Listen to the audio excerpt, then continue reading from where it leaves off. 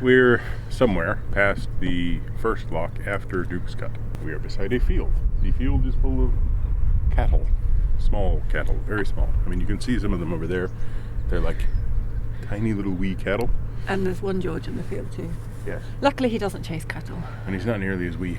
So he did have to get up in the middle of the night at 3 o'clock, and I had to open the door so he could go out with me. And probably went off chasing cattle. No. But I did notice this morning that some of the bank had fallen away, so I think he eroded. It's due to rain at 11 and it's now 9, so we need to get going. And then when it rains, we're going to stop. Is that the plan? Yeah. Well, basically we need to move to the place where we can get diesel, and then find a mooring early before the rain begins. We just want to keep limping along. There was heavy wind yesterday. Heavy rain is forecast. It's like glass today. Isn't it? Yeah, it's perfect. It's just like, when we came out onto the Thames at Limehouse. And so basically it's a perfectly calm day, but rain is forecast to begin relatively soon and last all day and tomorrow. And then there's like a week of solid sunshine. So we probably should just plan to stay still tomorrow. Probably. Yeah. But we'll see. We'll see. Yeah. All right. So we're on our way.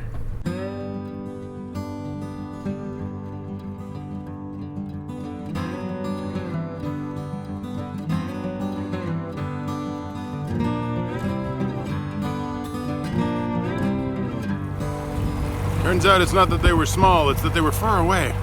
It's surprising.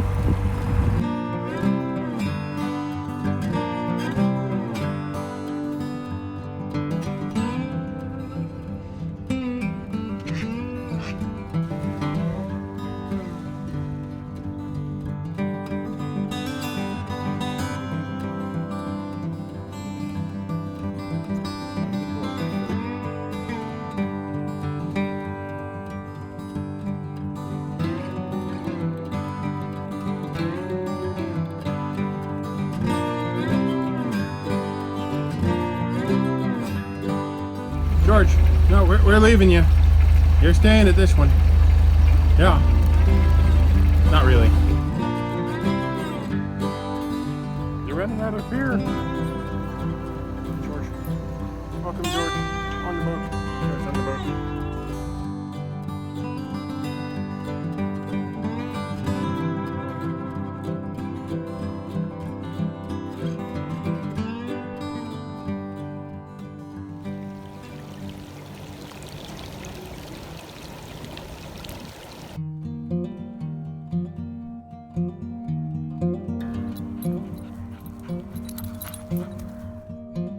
Good morning from the middle of nowhere.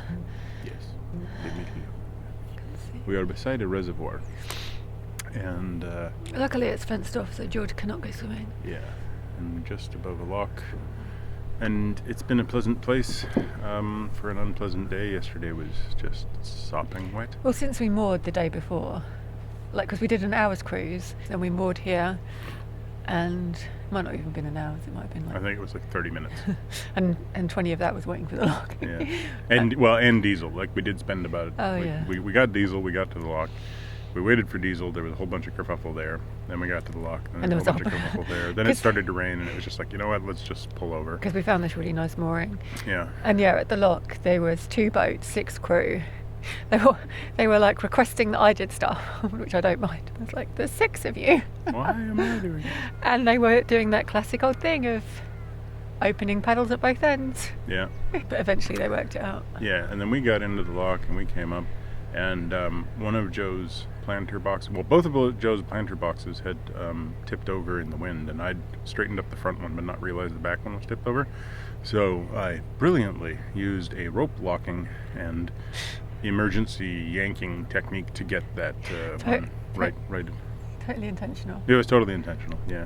But it was really funny watching the boat do the thump, and then this thing just goes thunk right back into position. It's perfect. Well, I'm like it was planned. I'm getting ready to immediately drop the paddles to prevent sinkage.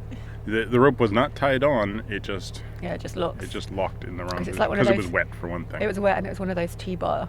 Yeah. And then yesterday was just kind of... just rained in. Well, it cleared up later. It cleared up for like a few minutes at a time, but for the majority of the day it was drizzling and raining. But today is beautiful and blue and shiny, and it's supposed to be beautiful and blue and shiny for a few days. The rest of the week, really, and that gives us the opportunity to get to Lechlade and back. So it's 9 hours to Lechlade. There's 7 locks.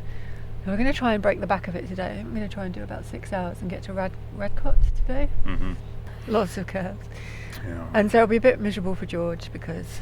He will be on board. Unless I try and walk some of it, I don't know. There's a path for most of the way, but it's not like towpath. It's 3 fields and then it veers away and then it disappears completely. So unless you really plan ahead and you know that you can get picked up. Yeah, it could be a problem, especially because it's a lot of cattle fields. Yeah. And you know, And George doesn't annoy cattle, but the cattle sometimes get annoyed by George. He doesn't annoy the cattle, but you have to have him on the lead, which is just a bit annoying. But it's just beautiful, middle of nowhere, like green. Yeah, and it's supposed to get more rural as we go further on. This is actually the busy portion. So it feels like a bit of a fool's mission, just going to the end to come back again, which is what we always do. But at least it's really pleasant.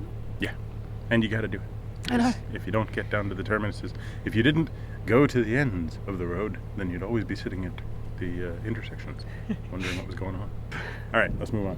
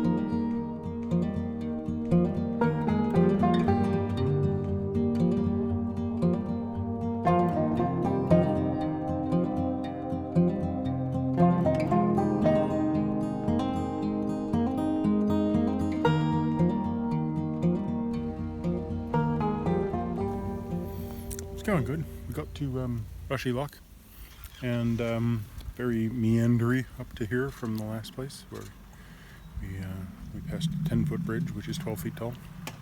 From here we're going to the next lock because we're out of victuals. We have no more food. We have food. Well, we have a little bit of food, but we're thinking we might, you know, help ourselves a little bit by going to the pub tonight. George found a bull tree. Oh, a ball tree, yeah. All the balls are like this, though. They don't roll very well, and they break when you try and bite them. But he's curious about them. See, he's like, oh, when do I get the ball tossed? No, yeah. Should we go, George? Yeah. Ready, George?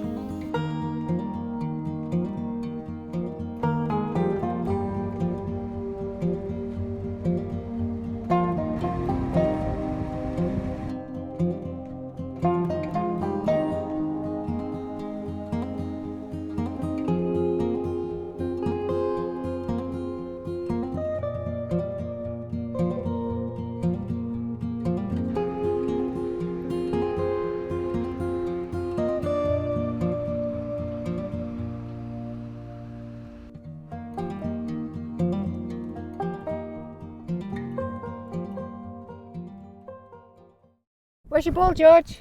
All right, it's right over there. Where's your ball?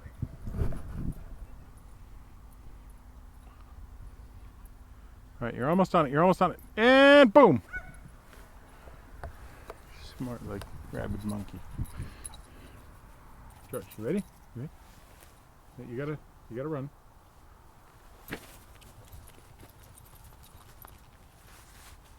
was a good day.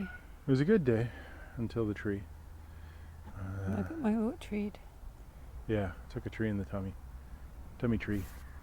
It was a bit stupid. There's a very long set of kind of...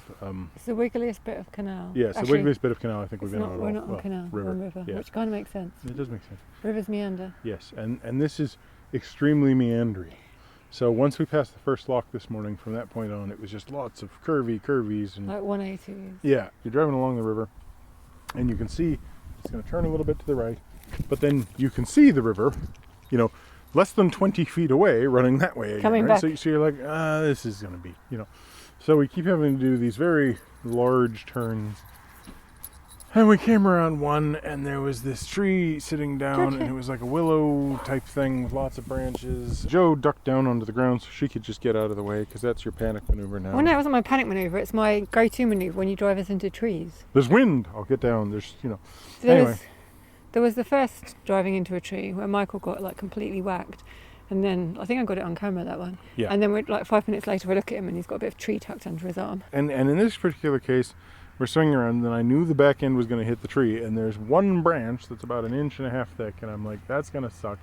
But there's no way we don't make this turn without sort of smacking into the tree. So Joe gets down, which is great. She gets out of the way. I go to move that one large piece out of the tree. Got hit. You know, wasn't comfortable, but then at that exact moment, it exposed the about 5.5 inch thick tree trunk that had been cut off, that just hit me right in the stomach, pinned me against another part of the boat, and scraped across my belly. So I am in pain. It's really just bruising, so that's good. It could have been impaling with tree, and that would have been bad. But it's just been a really nice day. And this part of the Thames, oh my goodness, I wasn't prepared for how lovely it is. Yeah, Like, it's probably the most beautiful section of river we've seen. Yeah, I mean, the most meandering, but... Yeah, there is that. I mean, and there's all these moorings in fields. I mean, the fields do have cow pats in, so there could be cows, but luckily there's none here, so we can just throw the ball for George. And... Yeah. So, I mean, it's absolutely beautiful. It's fairly quiet. There is, you know, a couple of road noises you can hear at a distance, and there's some sort of airfield north of here where there's a military plane that keeps doing sort of touch-and-go circles, so you do get some noise.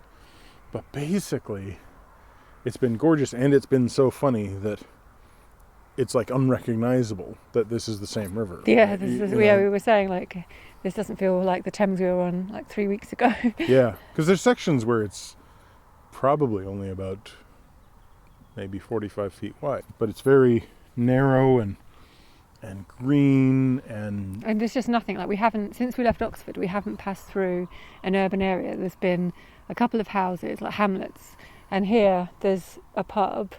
And there was a stretch of mobile homes, or what do you call them? The static caravans. Static caravans, that's it. But other than that, it was just nothing. So we're running. And there's been these beautiful old bridges. Yeah. And just, yeah. So we're running out of food, and there's a co-op at Lechlade, so hopefully we'll get there tomorrow. But we thought we'd treat ourselves to dinner at the pub, but they're not serving food. We basically went too early, so we're gonna raid the store cupboard and just make something instead. Yeah, with the last remaining bits of edibles. And then Lechlade tomorrow. All right, you throw the ball for George for a bit. I'll throw the ball for George for a bit at the end of this video. Yeah, I think so. So, hope you liked it. A little bit meandering, like our day, but like, click the bell, comment, subscribe, and be a little impatient.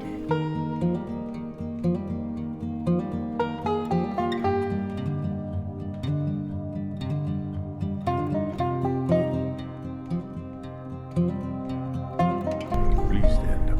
Please stand up. With the real Slim Shady, please stand up. Please stand up. Where are we? I have no idea.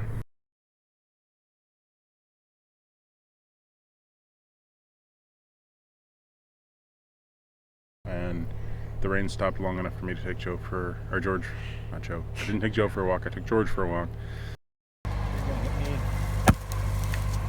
That's a good shot, then. I just stuck myself in the eyeball with my own sunglasses.